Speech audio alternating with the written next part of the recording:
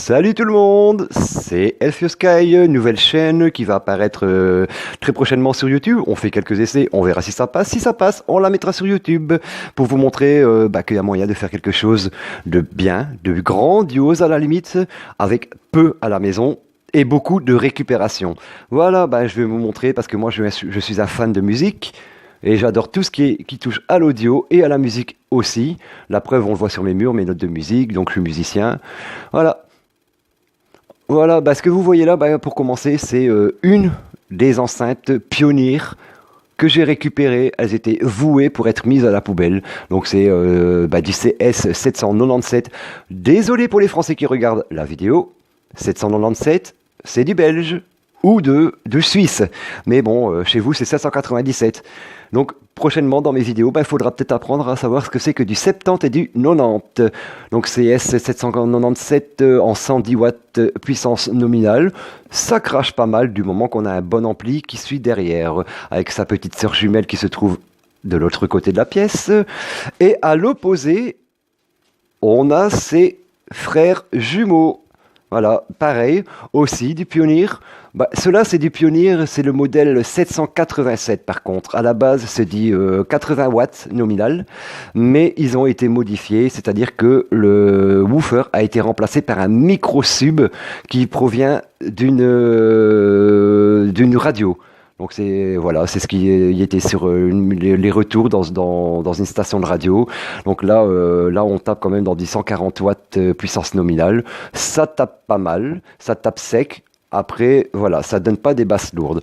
Ensuite à côté de mon canapé, pareil. En dessous du canapé là sur le côté, on aperçoit sur le côté un caisson. Voilà, un petit caisson Yamaha qui était pareil, je l'ai récupéré à la poubelle. Il y avait simplement un petit fusible à changer, je l'ai remplacé et il fonctionne très bien, aucun problème. J'ai des super basses très lourdes lorsque j'écoute de la musique ou lorsque je travaille avec mes instruments. Voilà, maintenant on passe au niveau... Non, ça c'est mes partitions, on s'en bat les hein. Voilà, là on passe au niveau des ordinateurs, de l'ordinateur, pardon. Donc un ordinateur récupéré sur la poubelle, pareil. Voilà, il tourne sous Linux. Donc c'est un ancien, il tourne sur un Intel Pentium de double corps seulement, en 2,2 GHz, pas grand chose, qui est couplé en dual screen, avec un écran pareil, voué pour la poubelle.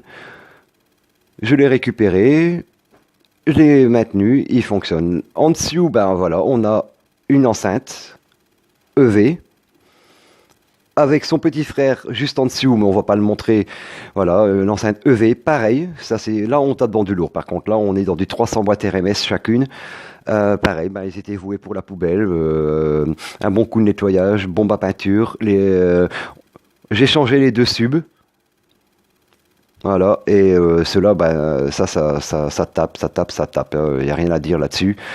Voilà, je passe à côté, donc à côté, on a quoi? On a un petit synthé, voilà, entrée de gamme de chez Yamaha, le PSR E353.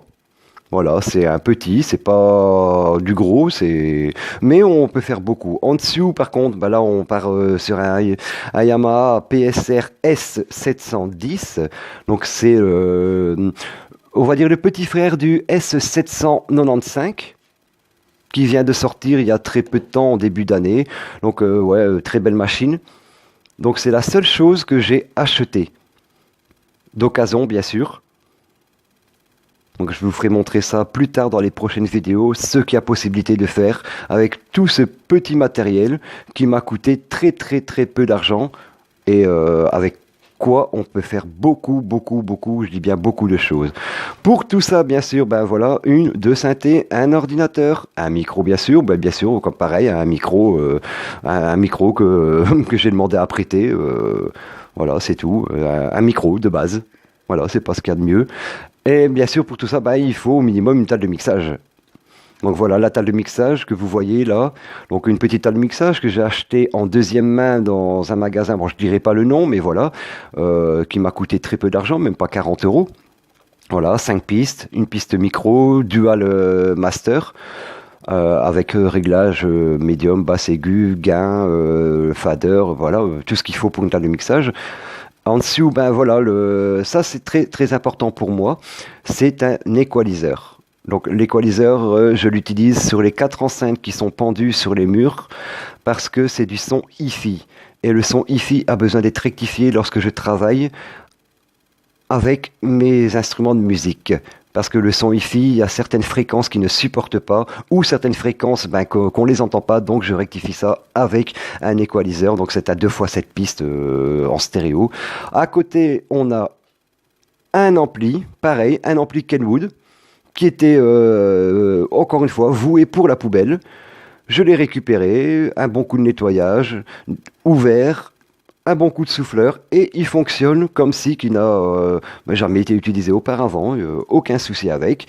Et celui-là, il alimente les 4 enceintes que vous avez vues au mur, les 4 pionnières. Si on descend un peu plus bas, on voit là par contre, on monte dans du plus gros.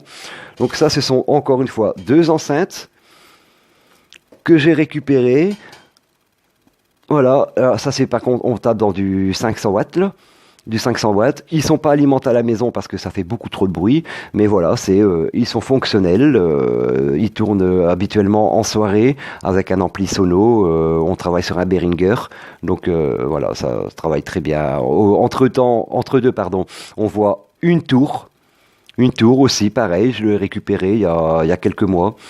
Pareil, elle était pour la poubelle, elle voulait plus démarrer, je l'ai récupérée, j'avais une vieille alimentation qui traînait à la maison, je l'ai remplacée et j'ai un ordinateur supplémentaire fonctionnel sous Windows 7. En dessous, on voit mon petit modem, voilà, un petit modem à la con, voilà, un tout petit modem à la con. C'est un modem avec une carte SIM dedans. Voilà, on part sur du 4G, mais très stable, aucun souci avec ça. Connexion limitée bien sûr, 130 Go maximum de téléchargement et d'envoi par mois, mais ça me suffit pour ce que je fais. Pas besoin de plus. Voilà, je suis pas un fan de regarder des vidéos en longueur de journée. Moi, c'est principalement des données ou alors téléchargement de logiciels, petits logiciels. Là maintenant, on part sur la gauche. Là par contre, on tombe sur mon petit bordel parce qu'il y a un disque dur externe et un PC démonté. Mais ce qui nous intéresse, c'est l'ampli qui se trouve en dessous. C'est un Panasonic qui était cassé. On voit, il y a un petit coup sur le côté à droite. Voilà, on voit très bien, hein, il y a un coup sur le côté à droite. Donc comme l'écran ne s'allume plus, les gens croyaient qu'il ne fonctionnait plus, mais malheureusement pour eux, il fonctionne encore. Et là, c'est quand même un très bon ampli de salon. C'est quand même un 4x150 watts, mais il est bridgé en 2x300 watts pour alimenter les 2 enceintes EV que vous avez vues à côté des synthés. Donc voilà, sur ça, je vous ai présenté vite fait un peu le matériel que j'avais chez moi, que j'ai chez moi, pardon. Et voilà, rendez-vous la prochaine vidéo. Rendez-vous la prochaine fois pour une autre vidéo. Et là, je vous ferai montrer un peu ce que je peux faire avec tout ce petit matériel qui a été seulement de la récup. Et voilà, sur ce, voilà, on finit un dernier plan avec mes 3 petits bébés, mes 3 petites guitares que j'adore. Allez, ciao, ciao, bye bye!